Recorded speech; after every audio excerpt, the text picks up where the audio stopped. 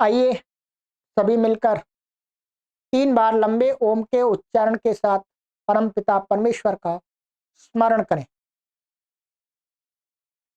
ओ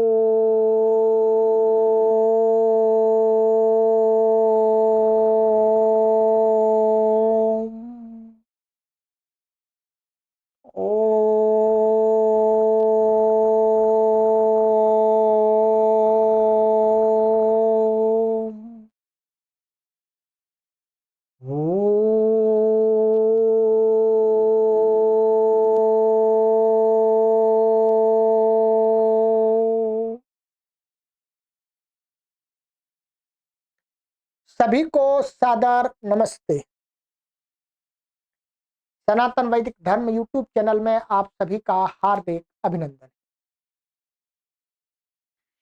महर्षि पतंजलि द्वारा प्रणीत योग दर्शन का स्वाध्याय कर रहे हैं। स्वाध्याय की श्रृंखला में आज हम कक्षा संख्या 61 को पढ़ेंगे, 61 को पढ़ेंगे। ठीक है। गत कक्षा में हमने आपको एक सिद्धि के विषय में बताया था। वो सिद्धि थी कि नाभि चक्रे काय व्यूह ज्ञान। नाभि चक्र माने मणिपुर चक्र में संयम करने से साधक को इस शरीर की पूरी रचना का ज्ञान हो जाता है। शरीर के अंदर जो भी कुछ है उस सब को जान लेता। ये था। अब आइएगा, आज की भी सिद्धि बहुत विशेष है।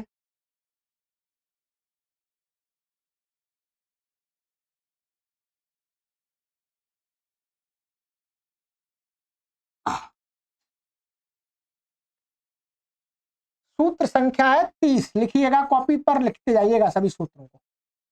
30। ठीक है। कंठ कूपे कूपे क्षुत पिपासा निवृत्ति ही। क्या है? कंठ कूपे क्षुत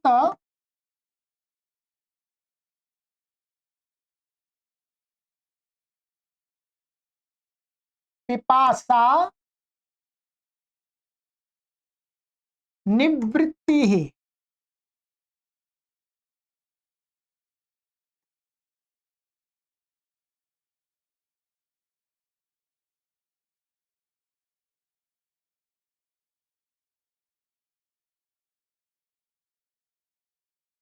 ठीक है।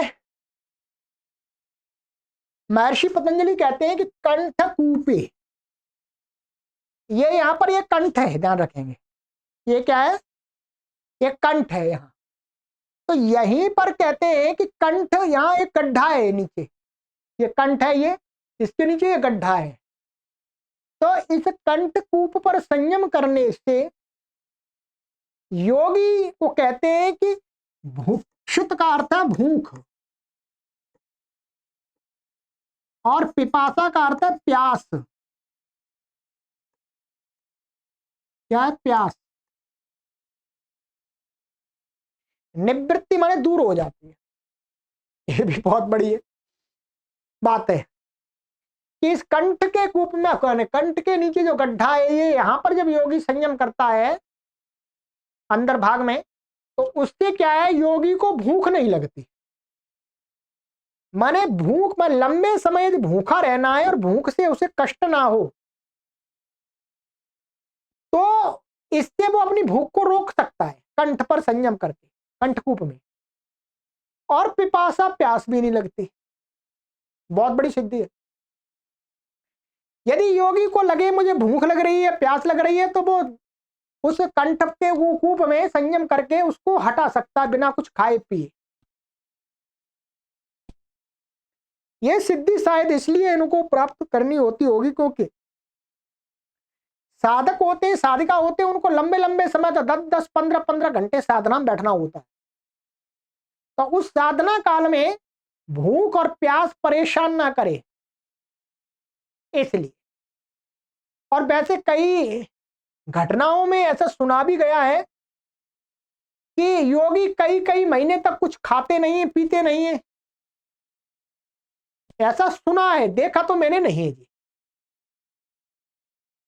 कुछ लोग कहते हैं कि हाँ जी हमने देखा भी है, अब वो जाने।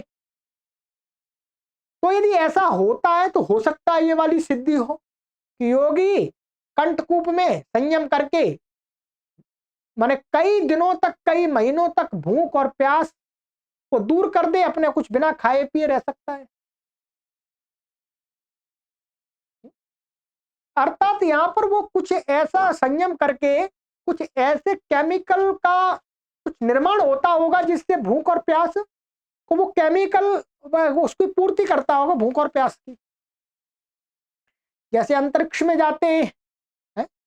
जो हमारे वैज्ञानिक हैं, वो कोई रोटी तो नहीं ले जाते, वो कुछ ऐसा लिक्विड ले जाते हैं जो थोड़ा सा ही करने से उनको भूख नहीं लगती, प्यास नहीं लगती, अर्थात वो उसी से पूर्ति हो जाती है।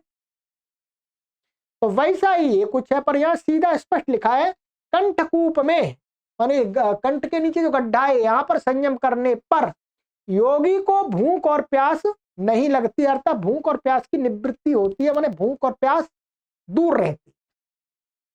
बहुत सुंदर अर्थात अच्छी सिद्धि है। यदि हम सभी को ये प्राप्त हो जाए तो काफी कम खर्चे में जीवन चल जाएगा। रोटी पानी की जरूरत नहीं पड़ेगी। चलिए ठीक है, तो आज की कक्षा में इतना ही रखते हैं, ठीक है। कंठकूपे पिपासा निवृत्ति ही, तो यहां पर इन्होंने लिखा है, इसको पढ़ के बता देता हूं। इस सूत्र में कंठकूप में संयम करने का फल बताया गया है।